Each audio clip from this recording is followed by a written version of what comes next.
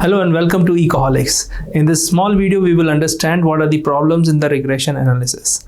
And these three terms are majorly asked in the examination where students get confused.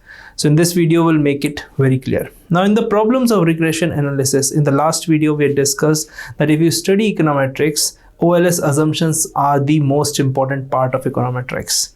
But still, if you understand those assumptions, there are certain kind of problems when we apply the OLS assumptions in the real lives. So on the basis of these assumptions, if we extend the sample size, if we extend the data, there are certain kind of problems comes into the picture. First problem is multicollinearity, second is heteroscedasticity, and third is autocorrelation.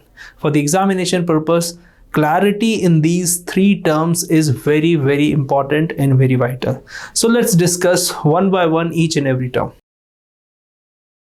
So number one thing is multicollinearity. Now this is the problem in regression analysis. Multicollinearity is a term refers to when we have two or more explanatory variables or independent variables. They are highly correlated with each other so that isolating their individual effect on the dependent variable is very difficult.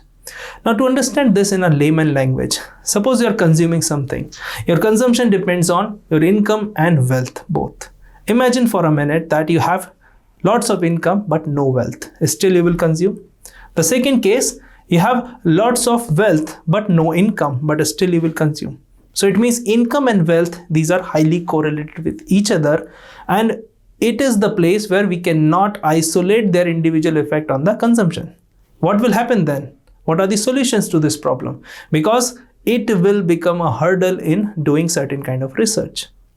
So there are 4 steps that we can remove the problems of multicollinearity. First thing, we can increase the sample size. So if we increase the sample size, it will reduce the effect of the two highly correlated variables. The second thing what we can do is we can use the priori information like the past research that has been done in that particular field, and we can take help and make certain kind of conclusion. The third thing that we can do is we can transform the functional relationship with the dependent variable. The fourth and the last one, if nothing will work, what we will do, we will drop one of the highly correlated variable from the research. So these are the 4-pronged solution to reduce the problem of multicollinearity. The second problem in the regression analysis is heteroscedasticity. Now what is this problem? If you remember the OLS assumptions, one of the biggest assumption in that OLS list of OLS assumption that variance of the error term is constant. Now, if the variance of the error term is not constant, then we face the problem of heteroscedasticity. Now, in the problem of heteroscedasticity, variance when we have will not hold true. It means it is spread out. What will happen? It will lead to unbiased results, but it will also lead to inefficient result. Inefficiency means larger than minimum variance that the particular research will show. So this is the second problem of heteroscedasticity. The third problem under regression analysis is known as autocorrelation. Now, autocorrelation is a situation which refers to a particular data where we have error term in one time period is highly correlated with error term in another time period. Now, this problem is very common in the time series data analysis. Suppose, for example, you have data starting from 2011 to 2020. Now, error term of a particular equation in 2020 is correlated with 2019. It means with some other period. Then we face a problem of autocorrelation. Now, autocorrelation is a problem which we can correct. How we can correct? The question is, we can apply Durbin-Watson test. Now, the Durbin-Watson test is very important. Now, if you calculate this Durbin-Watson test, and you will get the value of D. Now, value of D comes between 0 to 4.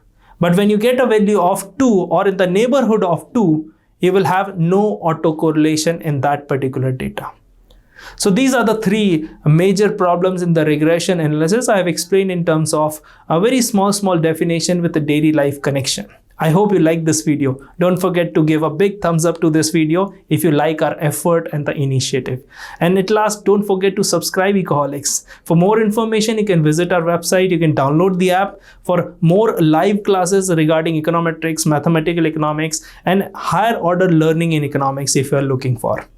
I hope you like it. Thank you so much. Take care.